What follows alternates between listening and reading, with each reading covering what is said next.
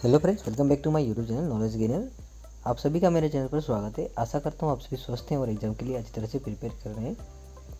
मैंने already class 10 के जो HLC एग्ज़ाम जो अपकमिंग एग्ज़ाम है उसके बिहाफ पर साइंस के चैप्टर 1, 2 एंड 3 ऑलरेडी मैंने अपलोड कर दिया है।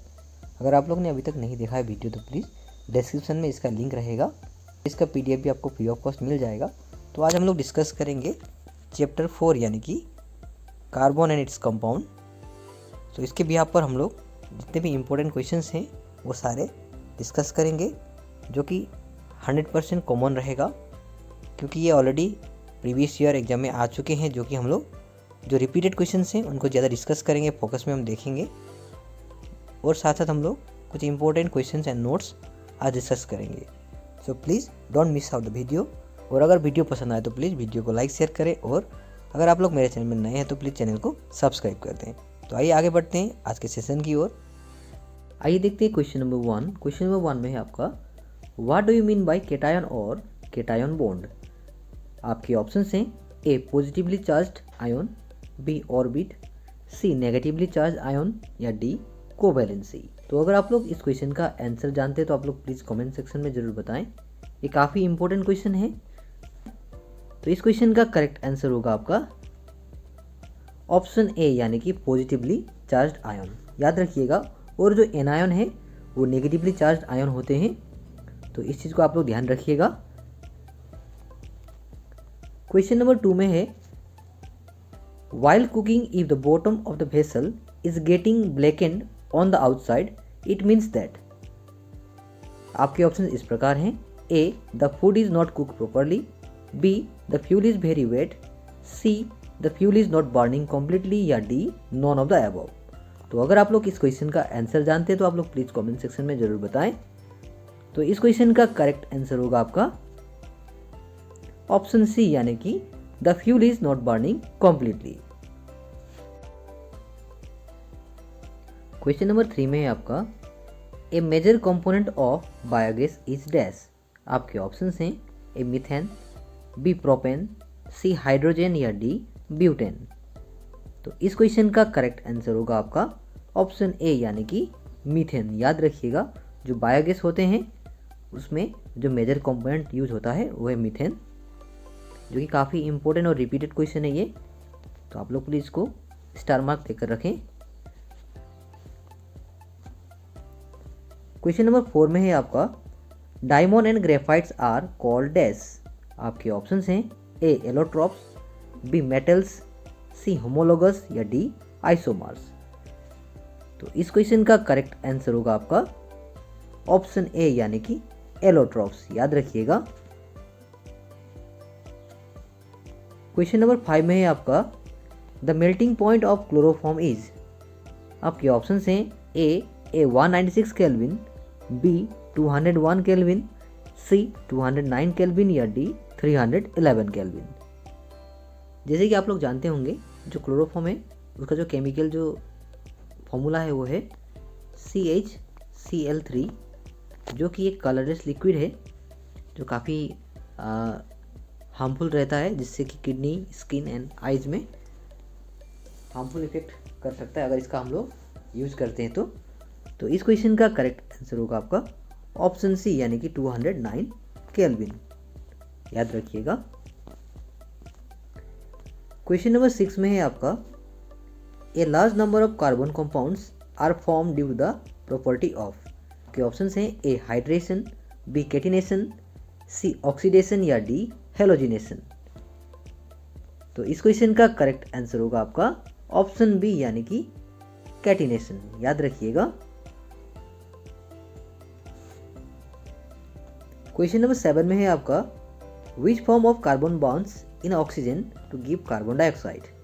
आपके ऑप्शन हैं A coal, B diamond, C graphite, या D all of the above. तो इस क्वेश्चन का करेक्ट आंसर होगा आपका ऑप्शन डी यानी कि ऑल ऑफ द अबव। क्योंकि देखिए जो कोल है, जो डायमंड एंड ग्रेफाइट है, ये सारे कार्बन के एक पार्ट हैं, सारे ये कार्बन के एलोट्रॉप्स हैं। याद रखिएगा, जो कि जितने भी ऑप्शंस हैं उन सारे ऑप्शंस के प्रॉपर्टीज सिमिलर होते हैं। तो इसीलिए जब भी कार्बन बर्न होता है ऑक्सीजन के साथ, तो ये CO2 यानी कि कार्बन डाइऑक्साइड रिलीज करता है, याद रखिएगा। क्वेश्चन नंबर 8 में है आपका the organic acid present in vinegar is. आपके ऑप्शन हैं ए मिथानोइक एसिड, बी प्रोपानोइक एसिड, सी इथानोइक एसिड या डी ब्यूटानोइक एसिड। तो इस क्वेश्चन का करेक्ट आंसर होगा आपका ऑप्शन सी यानी कि इथानोइक एसिड, याद रखिएगा।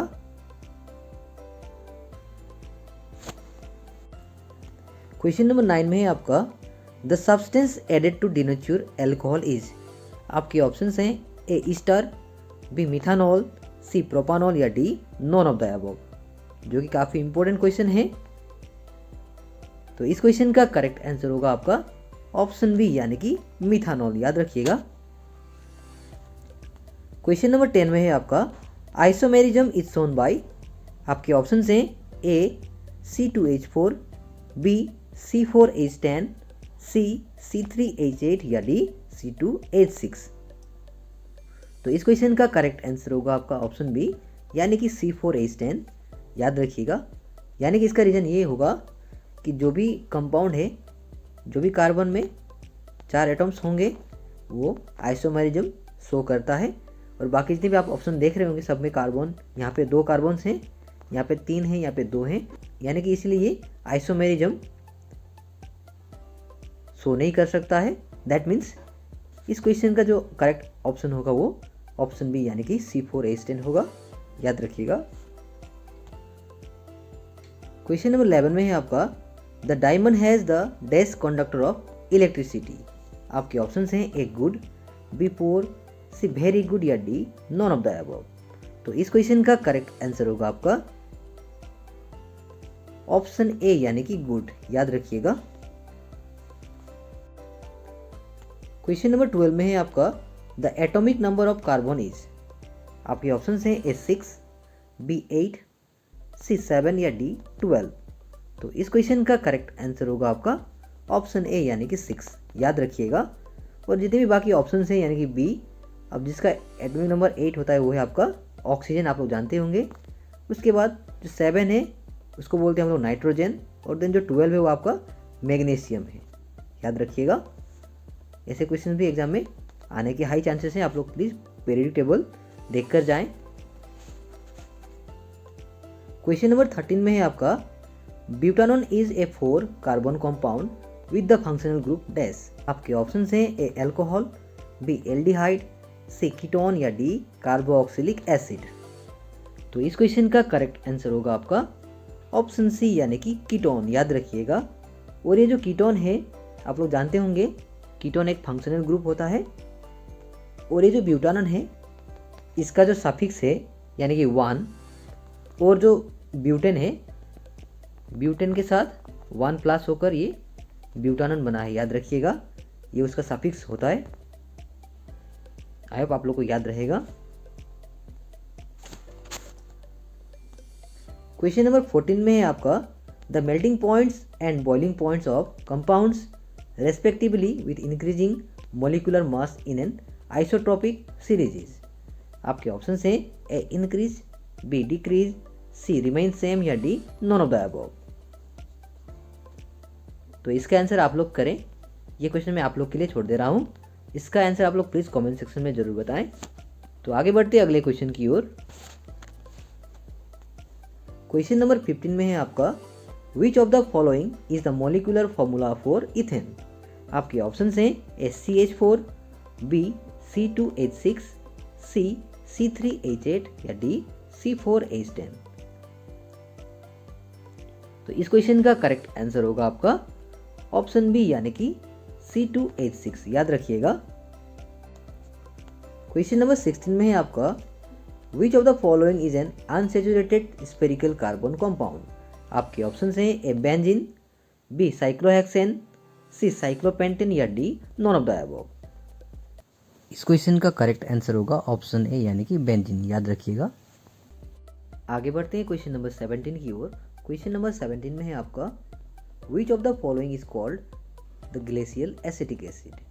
आपके ऑप्शंस इस प्रकार हैं, आप लोग देख सकते हैं। तो इनमें से कौन सा ग्लेशियल एसिटिक एसिड है आप लोग को बताना है। तो अगर आप लोग इस क्वेश्चन का आंसर जानते तो आप लोग प्लीज़ बता सकते हैं।